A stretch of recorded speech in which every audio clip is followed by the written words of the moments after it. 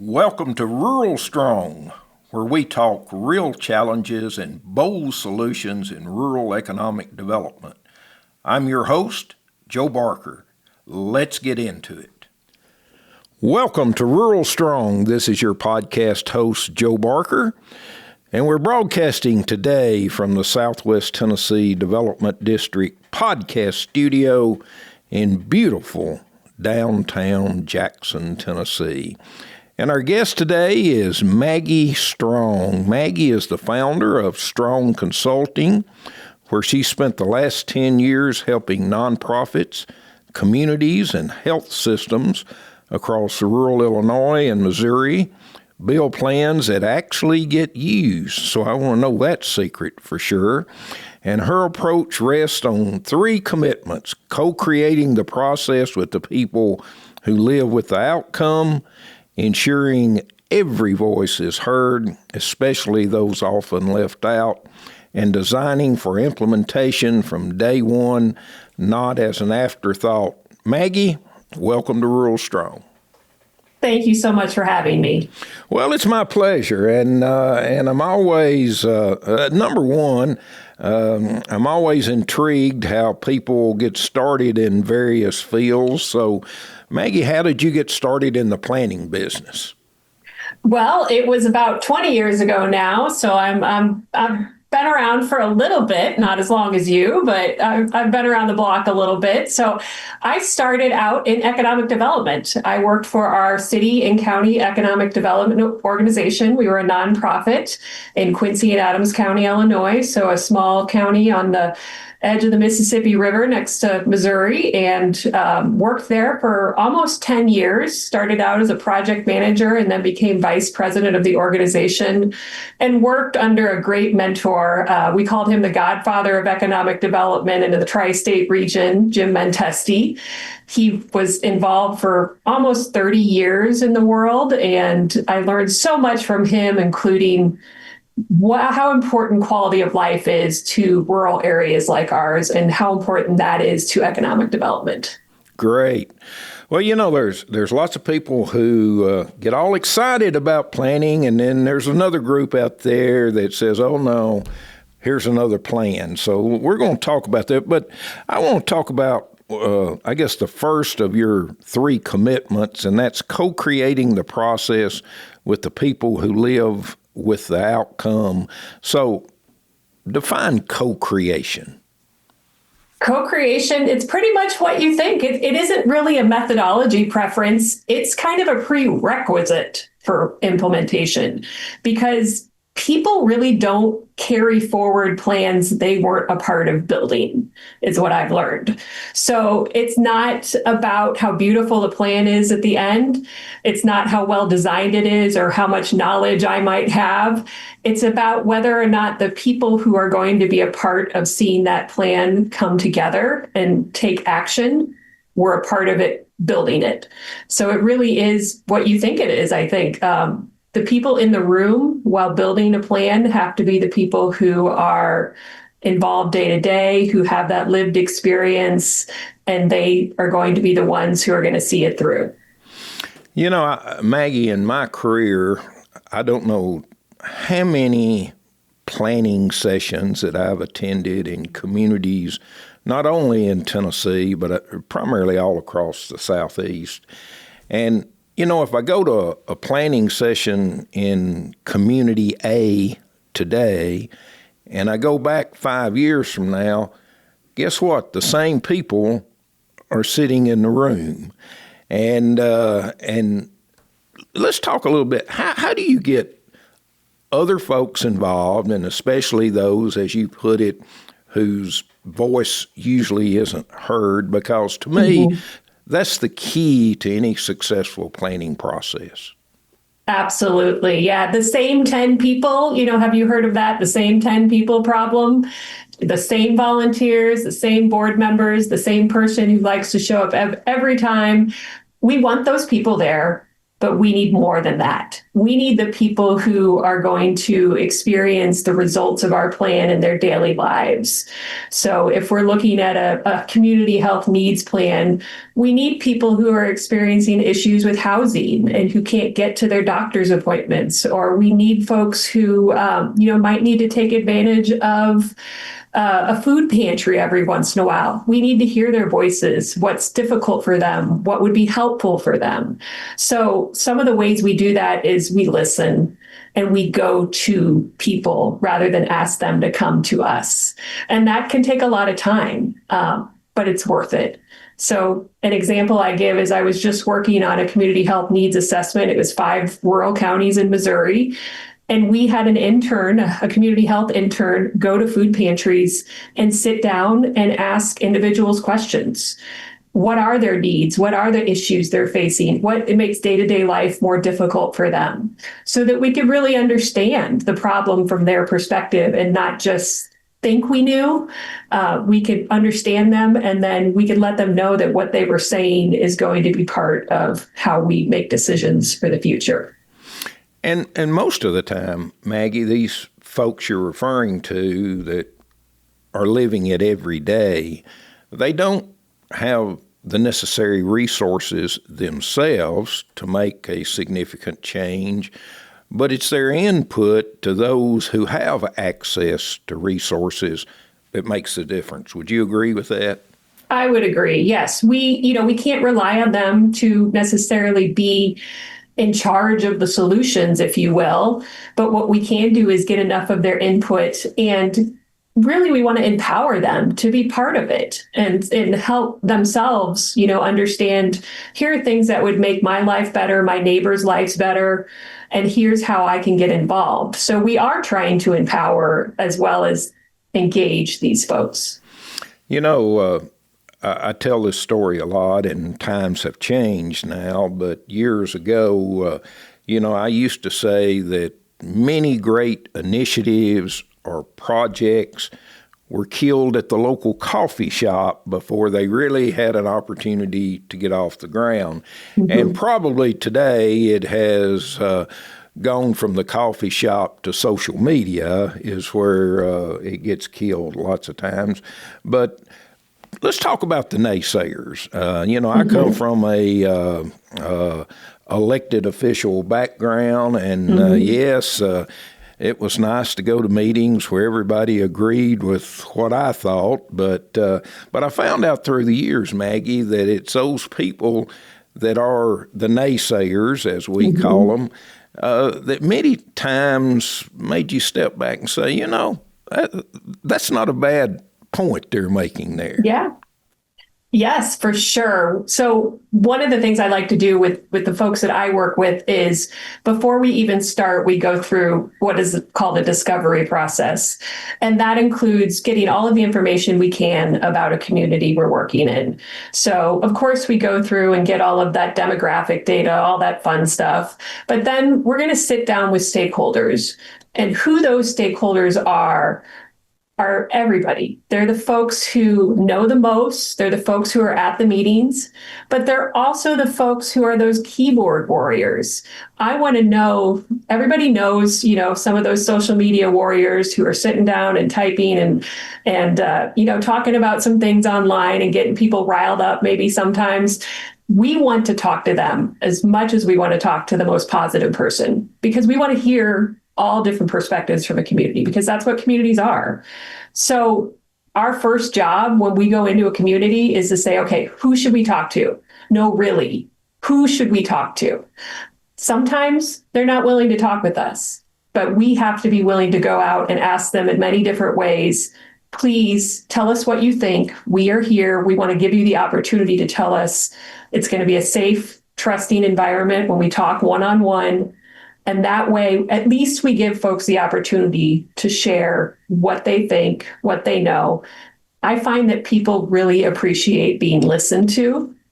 And that is part of the biggest issue. Is I think folks have been, a lot of times we find people don't feel like they've ever been listened to. And so by stepping into that role and saying, we're not cutting anybody off. Again, it takes time, but it's worth it in the end, because then that person can't say, well, nobody ever asked me what I thought. And the other thing I find out, Maggie, there's the old saying, you can't see the forest for the trees, is you go into a community, and of course, most of the communities I've worked with have been rural communities. Mm-hmm. And a community many times is like your child, we don't want anyone else to say anything bad about us, but, we can talk about it ourselves. And sometimes I think you do have to bring in some outside sources sometimes that has a different view, can look at it from 30,000 feet. What's your thoughts on that? For sure. I mean, obviously, as a consultant, I believe that. I think the most important thing that I could do is hold up a mirror to a community and help them, like you said, see the forest through the trees. I'm not coming in to prescribe anything. I don't know the answers. You're the experts in the community. But what I can do is listen to you. I can also share my expertise on what I've seen work and what I've seen not work in other communities. And I can hear what you have to say and help you clarify what that means in practice, how that helps you identify what everybody's saying they want as a vision for the community, and then what we can focus on to help us get there. And I know a technique you use is called compression planning. And what exactly is compression planning? So I love compression planning. It is something that I learned about 8 years ago from the creator of this process, and Patrick McNellis. And what it is an old school visual brainstorming process that gets everybody in a room. It's a compressed time frame because we find that sometimes we end up talking a lot about the problem over and over and over again. What compression planning does is allows us to take that time and get our best thinking on an even playing field, a level playing field, so all voices are heard, and come up with brainstorming ideas and then prioritizing. So we put cards on the board, we move around a lot. We have a group of people where we ask very pointed questions to get their best ideas in a short time frame. And then we help each other rank them and decide what is most important. So I just love the process, and people, I think, have walked out of these compression planning sessions, one, feeling really good about how much they've accomplished. And also, most of the time, they see that there's real consensus. And sometimes we don't see that necessarily when we're on social media or hearing some of the bad things about, where we live. So the thought process is to create visuals that people can actually see as you go through the process, and that seems to be more effective. Yeah, it's the visual. You see these cards that we write down our ideas and our answers, our index cards on these big old boards that we pull out. And it's being able to, in 8 minutes, I want you to answer this question as a group in your small table group, and you come up with as many ideas as possible. We're not limiting. We're not saying, well, that's been done before. We're not judging our answers at that point. We're just getting all our best ideas out on a board. And then the second half of the session is, okay, these are all our best ideas. Now let's decide what's most important. So we use those little dots and we start, deciding what is most important and voting for those things, if you will. And that helps us prioritize those best ideas as a group. And all this is rooted in the data that we've uncovered before we even get in that room.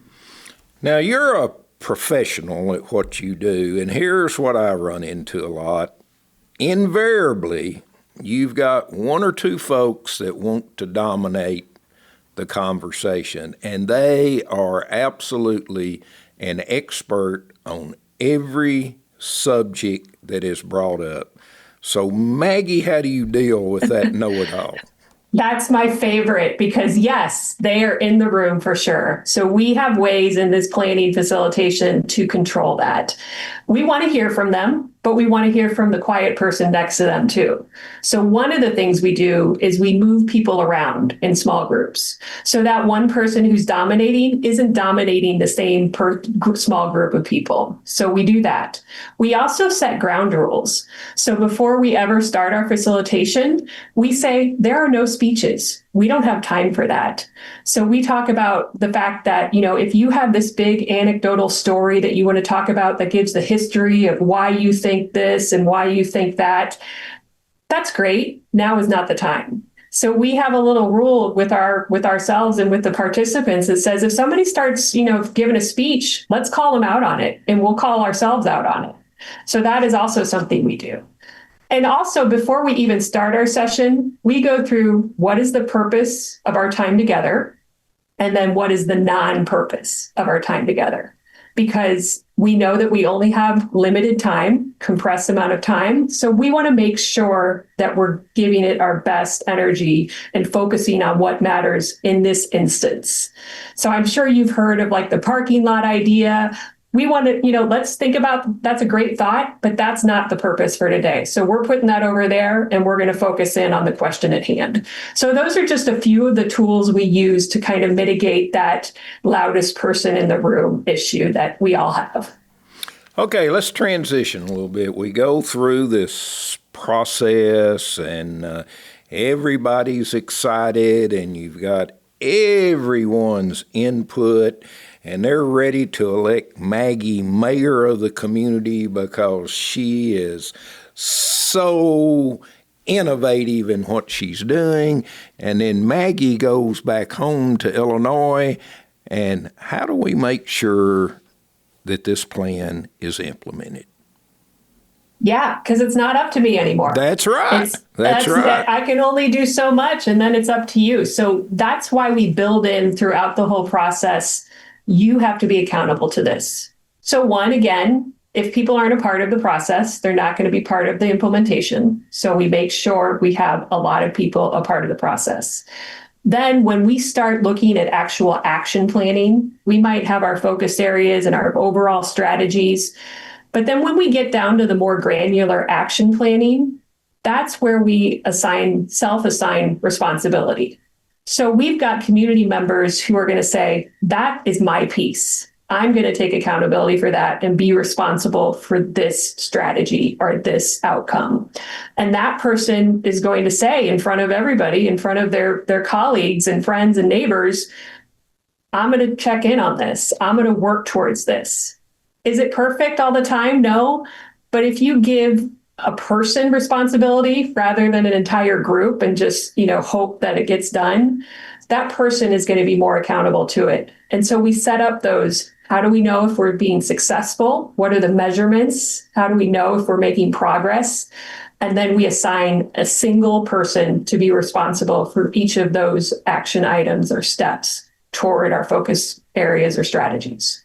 So those are two ways that we can really get people engaged. And we do this throughout the process so that it's not you kind of know as you're going through who's really excited about a specific thing. And so you keep an eye on that. And when it's time to where the rubber meets the road, if you will, that's when you say, hey, I know you're really excited about doing these murals. Or you like the small business aspect of it. Can we put you down and will you take ownership of this specific action and task? And they're ready to run because they're already excited about it. It was their idea. And Maggie, when you go through this process, when you get down to the end and look at the implementation, do you like to focus on one, two, or three things? What comes out of this? Is it the shotgun approach, or are you really focusing on one or two things? This is where I think I've grown up a little bit as a consultant, because it used to be more of a let's try everything. But that doesn't necessarily work. We have to get focused and really give it our all for maybe 3 to 5 big strategies for a community, overall focus areas. Now, I say that many because there might be one that we find doesn't work. With rural areas especially, we have to work through failing fast sometimes because there are going to be things that don't click and best laid plans. But we want to, try as many tactics under a specific strategy sometimes as we can, but that overall strategy is not going to change. And we're going to get really, really intent on those 3 to 5 focus/strategy areas that we want to make sure that help us get to the vision that we've identified. Okay, you come up with those 3 or 5 focus points. How important is a timeline? I've realized that rural especially is on their own timeline. And some things take a little time, but at the same time, every moment that vacant building's getting worse and worse. Every day that infrastructure is not being addressed. So we have to give ourselves enough time to make some change when it comes to bigger issues and priorities. But at the same time, we have to have a sense of urgency. So I don't know if that's a perfect answer for what you're saying. I don't think there's any set schedule necessarily, but we want to see, with the speed of change happening on the technological side of things so quickly, and rural is right there with it. We need to see things change quickly, but we also know that some things don't. So we're going to be aware of each strategy, what can realistically happen in the time frame, and also have a sense of urgency about getting things done and getting it done as soon as we can. And I also think it's important that along with that time frame, that there's got to be some flexibility built in For sure. to all these plans, because as you said, technology changes, lots of things can happen, particularly if you're looking at, something that might be 3-5 years out before it can be completed. So talk a little bit about how important it is to not feel bad if you've got to go in and change a few things on the plan that came out. Yeah, absolutely. I mean, when we think about a plan, I think we know the vision is going to be pretty strong and certain, if you will. If we have the right vision for a community, we're going to stick to that. We don't want to deviate from that. We don't want to blow around in the wind there. And then maybe your top focus areas are really, we're going to stick to those. But everything underneath that, how you achieve those things, how you get to that vision, you have to have lots of room for figuring things out. We didn't have AI a few years ago. Now that's changed everything. So how do we make sure that we're ready for new technology? We're ready for how housing has changed, how broadband has entered the picture, how we have these basic services that are gone from our communities that are now being dropped off at our front door with delivery services. So all those things have changed, but we can't leave the vision aside. We need to have that kind of be our North Star. So yeah, we have to have lots of flexibility, but within that, we need to make sure that we're all moving towards the same way. In another lifetime, I was an assistant commissioner at the Tennessee Department of Economic and Community Development, and the state's rural community development program came under my division. And when I first went to Nashville, I had a meeting with the governor, and he was the former mayor of Nashville, had never lived in a rural area, and we got to talking about our rural communities. And Maggie, he asked me, he says, "How many of our communities have a plan?" And I said, "Sir?" He said, I just want to know how many of our communities have a plan. And I said, "Well, Governor, I'm sure a few of them do, but I'm also pretty confident that most of them don't." And he was a very successful businessman. And he says, "Joe, I know of no business that's ever been successful that didn't have a plan. How can we expect our communities to be successful without a plan?" And I'm a huge believer in this process and the things you were doing, Maggie, because the thing about it is elected officials come and go. And there has to be something in place that's a structure that can keep them focused, their eye on the ball. Yes. And I've seen that happen. And having a plan is the only thing that's kept things in line and like you said, and focused and moving that ball down the field. And so you're speaking my language. Good. Let me ask you, is when you go through this process, is there a difference in how you approach it in a rural as compared to an urban setting? Or is it you do it the same way? It's a different process every time I do it. Now, I have my pillars, if you will, in my own work. So I'm always going to start with the discovery process. Then I'm going to move into compression planning, where we come up with our vision and our strategies. And then we're going to move into action planning and implementation. But in every place that I do that, there's going to be changes in how I approach it. So I'm working with a very small village right now, 640 people. Oh, no, I'm sorry, 460 people. So very small. It's hard to, everybody knows everybody, but it's hard to get people to trust me enough to talk. I want to have these one-on-one discussions with folks, but they're not sure. I think some of them think they don't have anything to say.